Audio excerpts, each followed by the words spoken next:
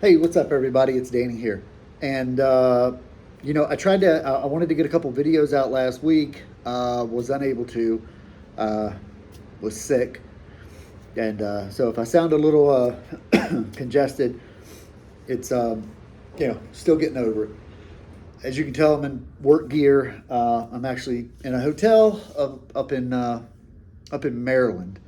I've got some guys up here. I've got to go check. I got stuff to do, but stupid collar keeps wanting to ride up. Anyway, what I wanted to talk to you guys about was the Win600.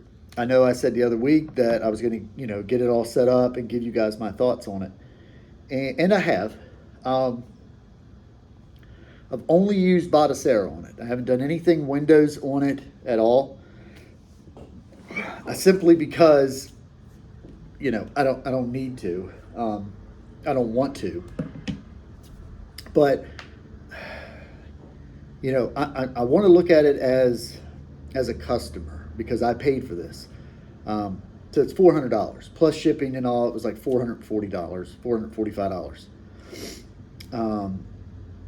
Skip to the end. Is it a good buy? No, it is not. Simply put, it was, I think, and I have no proof of this, this is just what I think, Anbernic wanted to be the first to the Windows market with a sub 400 handheld. I don't understand why you would want to be, but it is what it is. I'm not going to sit here and say that this device is complete crap because it's not. I love the triggers on it. They're great. The button and the trigger. I love the D-pad and the buttons. Awesome. They got a real nice clicky feel to them. Very good. The analog sticks, they're good. They're great analog sticks. Placement on them, absolute terrible. This one should be up here. And this one, I don't know, maybe brought up a little bit, and the Windows button should maybe be right down in here. Maybe, I don't know. But, sorry, I'm sniffling. But yeah, if this device would have been $250, it would have been a pretty good deal. The ergonomics of it, besides the sticks, is average. I showed you guys in the last video this plane, or pretty much lack thereof. As you can see, it doesn't really, there's not a very pronounced kind of grip to it. See how it flattens here? It's just a little bit there. There's no texture at all. So this is slick, very, very slick in your hands. And when you're holding it, as you can tell, you're gonna hold it like this. And so, or you're gonna slide it in your hand like this, because you need to be able to reach the buttons or the thumbsticks. But now look, when you're trying to hit the thumbstick, you're basically grabbing the corners. I don't like that grip very much. Now, here's the Neo Next, and it's a lot more pronounced, as you can tell. See that? See how it doesn't really flatten out at all? And when you're holding it, feels good. But here's the other problem with this one. Slick. Why is it slick? If you want me to hold and play your $400 handheld or your $1,500 handheld, which is the Neo, do like Microsoft. Make your paint just a little textured, or Anbernic.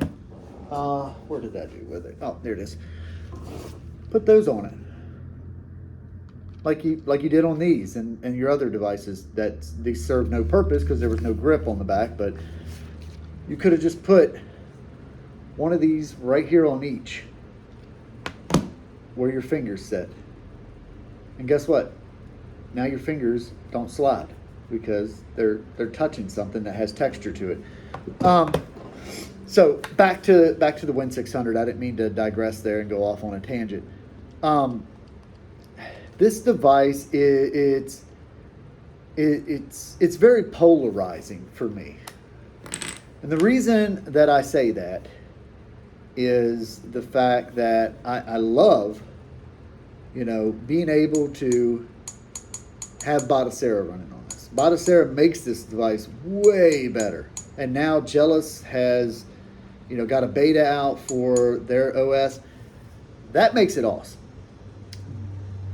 but not $400 awesome.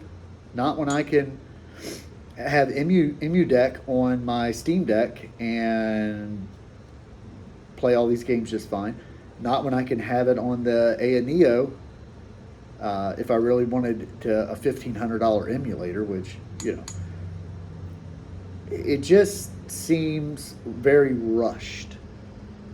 I know a lot of people talked about like the bugs and stuff that they were having with them, like Taki with his touchscreen and things like that. I haven't had those, but I have had where I put in a 16 gig stick of RAM at 3200 megahertz, and when I go to flip it in the BIOS to 1600, it black screens every time. It won't boot back up. It won't anything. I have to hold the button, put it back into BIOS mode, and flip it back to 1333, and it shows up. I don't know why it does that. The RAM stick is brand new. It's good. It shows in Windows that it is. I'm sorry, I'm getting a call. I had to end that. It shows in Windows, if you go in there, that it's 16 gigs. Blah blah. So I don't know. I don't know what the problem is.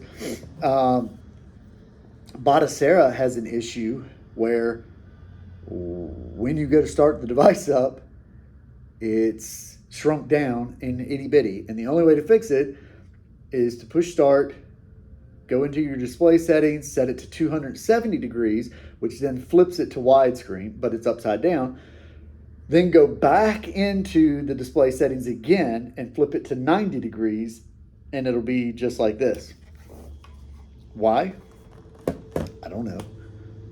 But this device has right now 16 gigs of RAM in it. It's a 3050E model with the whatever it came with, the 256 gigs of storage. Like I said, I haven't done anything Windows related on this game, on this at all. I have no reason to, because it's not powerful enough to play most of the games I play. Yeah, it can play some smaller indie titles or not as graphics heavy games. I think I saw Russ playing Ori and the Blind Forest, and I think you can play some Dead Cells. Some 2D games like that. Emulation wise, it runs pretty much almost everything perfectly. Up to Dreamcast that I've played on it. I haven't done any GameCube or PS2. I do have PS2 on this because Retro Achievements is getting ready to launch on October 1st. Achievements for PS2 games now, and I love that.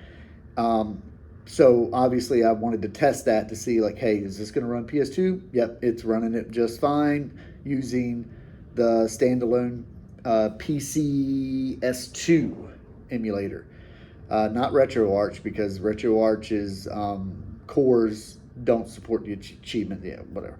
That's a whole different video, or explaining that I am nowhere near as good as some of the other people to explain that. But, my final thoughts, like I said, I just wanted to give you guys a quick, 5-10 minute video on this. If this were to go on sale for like $250, yeah, you could buy it. If you're, you want a nice, solid handheld that can emulate really good and play some Windows games, play some light Steam games, yeah, sure, go for it. It's not a bad deal then. But at $400, I just can't see anybody wanting that over this.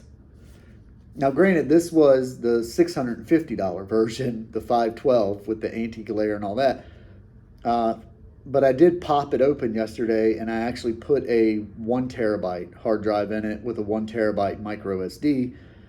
But I digress. That's, completely separate from this. But the point is, $400 for this or $400 for the base model Steam Deck. You're going to go with the Steam Deck all day long. I don't know why you wouldn't, especially with how Valve has been cranking the orders out now. There's no reason that you wouldn't go with it. So, to wrap this up, Win600, is it a good device? It's average. Does it have some redeeming qualities? Absolutely. Is it worth $400? No way. But I do kind of want to know what you guys think about it. I know Anbernic just did a promo video, and they're sending out the blue version of this, which is the exact same. It's a 3050E version with 16 gigs of RAM and a 1 terabyte hard drive. Not dual channel RAM, nothing. Nothing else. They didn't change any of the ergonomics, nothing. And they want, was it $475? Basically $500 for that device. That is nowhere near as powerful as a Steam Deck. You figure $400 for the base model Steam Deck gets you 64 gigs, but has SD card support. What is it, $550, I think? Is it $550? For the second tier version of the Steam Deck, which is like the 256 gig. So for $50 more than the blue version that's coming out, you can get the 256 gig Steam Deck. And if you really need Windows that bad, you can just partition it and put Windows on it and not worry about Steam. But like I said, I just want to know what you guys think. Leave me a comment down below. Let me know what you think. Next video will be coming up sometime soon. I got the Retroid Pocket 3 in the mail, finally. It's actually sitting right here. I just have had no desire to even mess with it because I thought it was lost because it disappeared once it hit the U.S. It made it to Raleigh like a week and a half ago, 2 weeks ago, and then it just never updated. I sent emails asking like, hey, what's going on with this? Never got a reply. And then yesterday when I was packing my suitcase to leave for work, the post office guy showed up, hands me a couple boxes, and that just so happened to be one of them. So I'll definitely do a video on that once I get that set up and running. Also want to do a video on the ANEO Next Advance, and still want to go over the Steam Deck and my thoughts after having that thing for the last 4 or 5 months now. But anyway, let me know what you guys think. Let me know what you guys want to see. And I'll do my best to provide that. Thanks a lot for tuning in. I really appreciate it. See you on the next one.